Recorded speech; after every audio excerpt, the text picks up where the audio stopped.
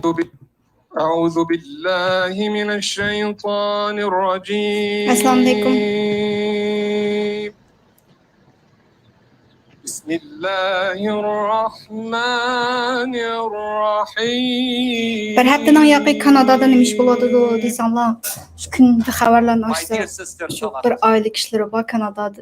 Shu London shahridagi mana ovozni Sister Madiha, gapirim chiqmaydi. my daughter Yumna.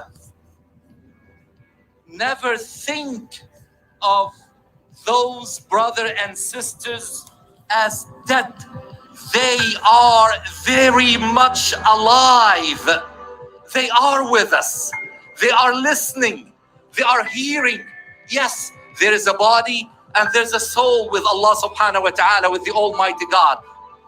I couldn't even understand, comprehend, because like those people were like me.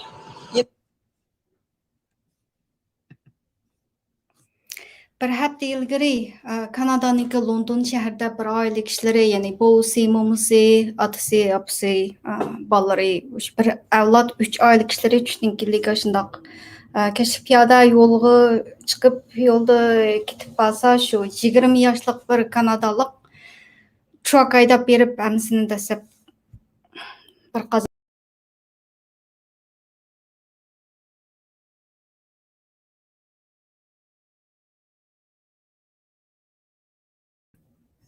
Nim bo'lib ketyapti-ku. O'zlab kelayotamdi nim. I am sorry. Standing for what we believe in, and I'm here to honor my friend, so no one can stop me from doing that. سمع الله لمن حمده. Allahu Akbar. The outpouring of support we have received from Canadians and from across the world has confirmed the potential of absolute innate goodness inside humankind. Shanba kuni tushlikdan o'tkazilgan bu funeral. Necha yuzlagan odam qatnashdi deydi.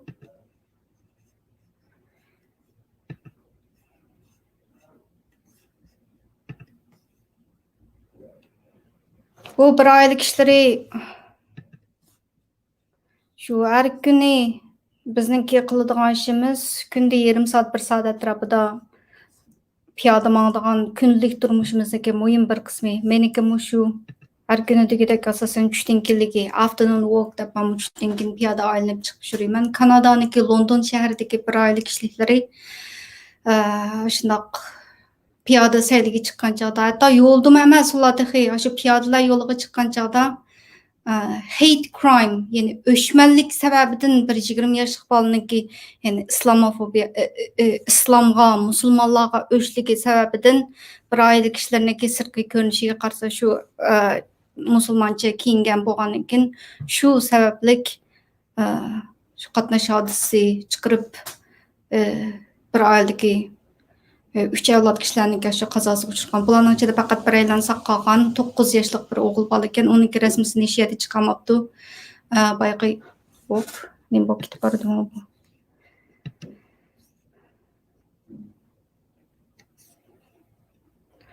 Shu ma'lum voqea yuz bergan joy.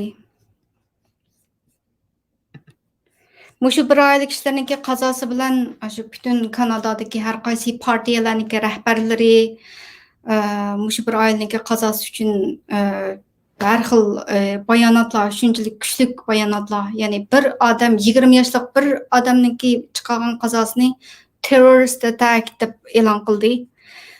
Kanada hozir bizniki bu go'zal davlatimiz musulmonlar uchun bir bexatar davlat emas bo'lib qoldi. Biz bir yaxshi bir davlatni barpo qilish uchun tirishayotgan yerda shundoq bir ishninki yuz berishi bu yaxshi emas deb shu hate crime, ya'ni o'chmanlik to'g'risida nurg'un bayonotlar berildi. Ya'ni Green Party'ning rahbari, Conservative Party'ning rahbari, Liberal Party'nin Kanada'nınki baş minister Justin Trudeau'lardan tatip şu nim berip, bayanat berip, hate crime, yani İslam'a karşı öşmenlik, kartelliklerge karşı öşmenlik, Asiyalıklarga karşı öşmenlik, bularniki hammasi bu bo'lmaydigan öşmenlik hech qanday narsani hal qilolmaydi deb shuning qarta berilgan har xil kuchli bayonotlar.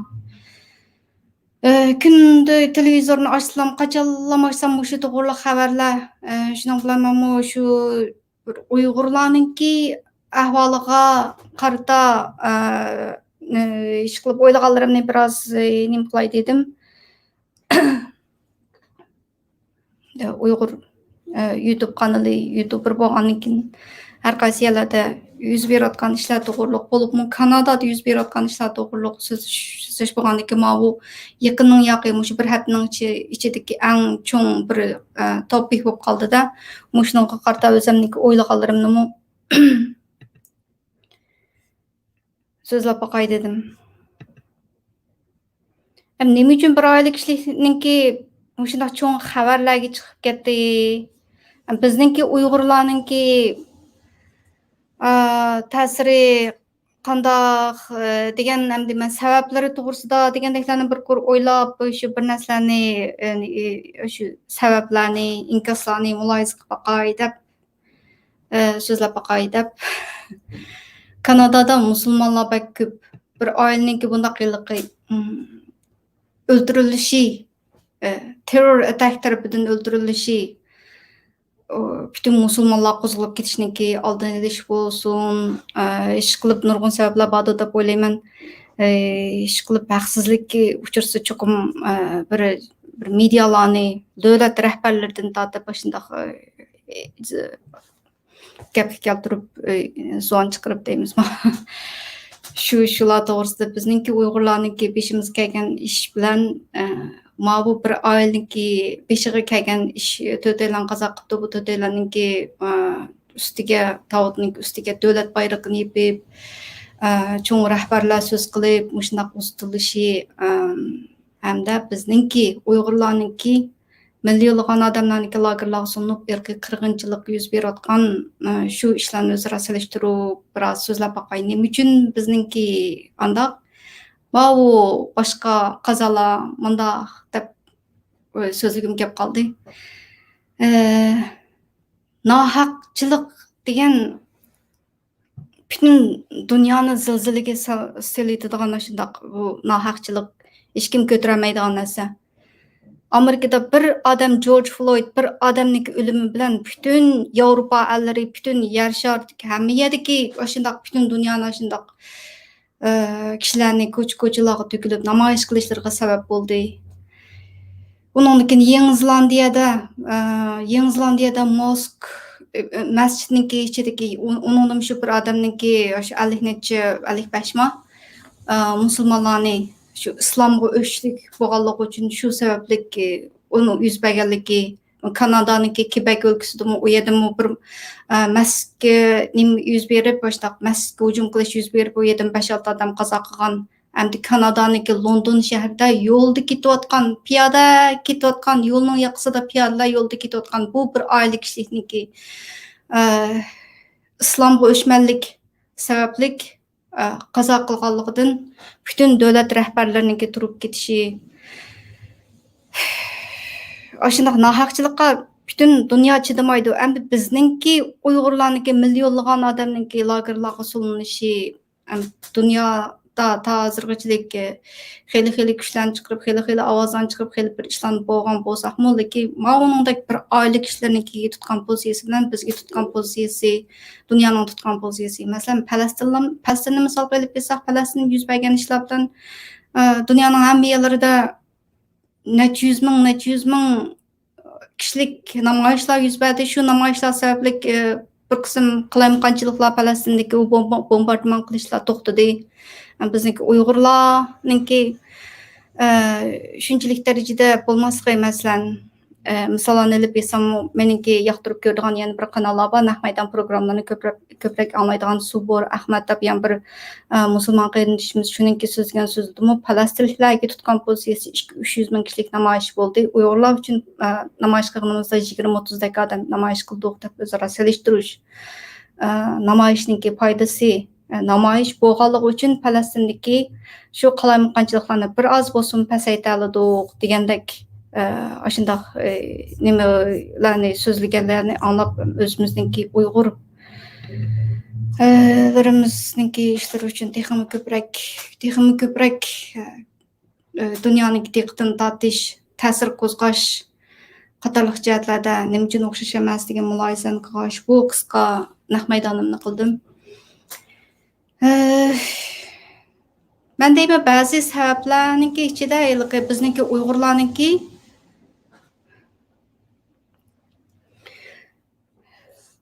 namoyishlarga chiqsa ham men siyosiyga aralashmayman deb olgan bir gapimiz bor-ku. Shumi ta'siri bo'lamdikini men o'chirib qo'yib turay ya. Keyingisini ko'rib boqaman ya.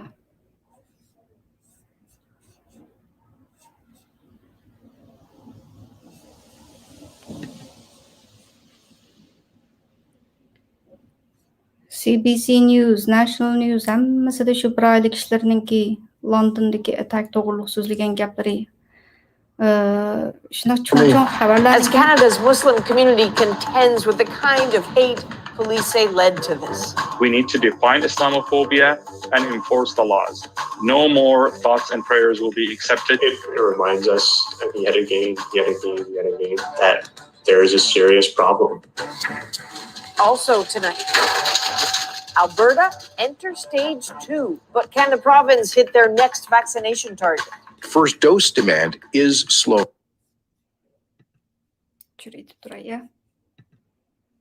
Shunaqa har qaysi faoliyatchilarni, yerlik kishilarni ziyorat qilgan shunaqa xotirlar, har qaysi cho'ng rahbarlar, baydiginimdek shu Kanadadagi bash partiyaniki rahbarlari shu to'g'riliq tutgan bayonotlari, chiqqan bayonotlari qatorliqlardan o'zimizningki Uyg'ur krizisi, Uyg'urlarningki ishlarimizni nima uchun dunyoda shunchalik cho'ng bir kirish, bir ta'sir qo'zg'ayolmaymiz, shuniki masalalarni mulohaza qilish degandek shularni so'zlay dedim.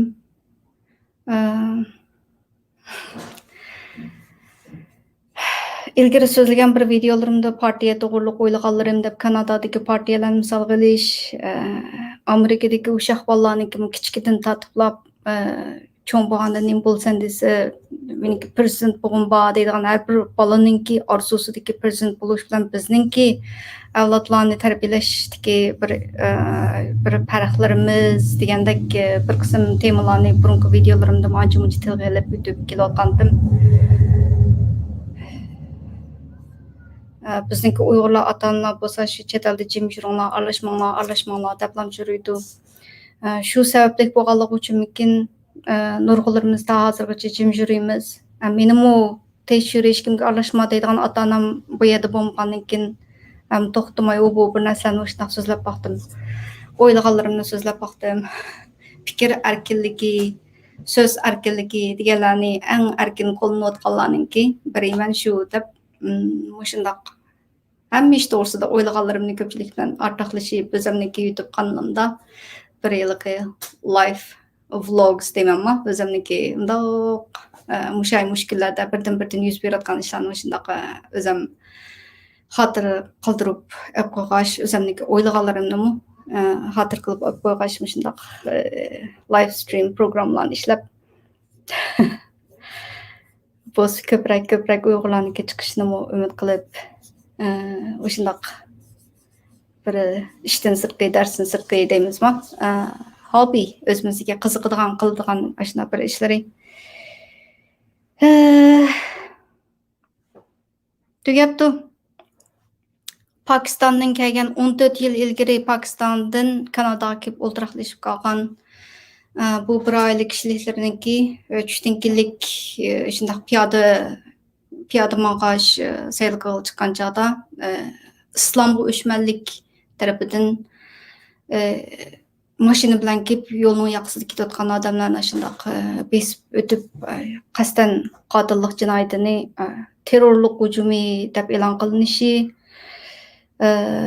yana nima